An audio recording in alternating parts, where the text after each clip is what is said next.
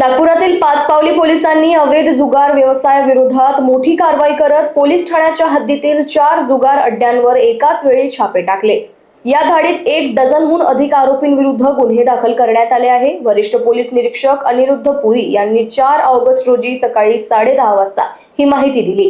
कारवाई दरम्यान जुगारासाठी वापरले जाणारे साहित्य आणि रोख रक्कम जप्त करण्यात आली असून संबंधित आरोपींवर कायदेशीर कारवाई सुरू आहे। या प्रकरणाचा पुढील तपास पाचपावली पोलीस करत आहेत। वरिष्ठांच्या मार्गदर्शनाखाली काल पाचपावली पोलीस स्टेशन अंतर्गत एकूण 3 जुगारचे रेड करण्यात आलेले आहे।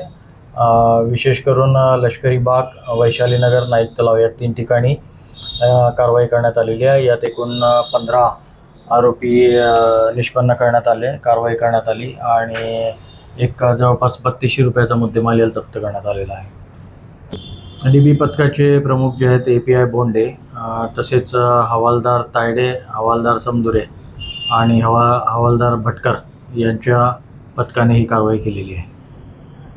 लोकवाहिनी मीडियासाठी विशाल बंबडवार यांची रिपोर्ट, नागपूर।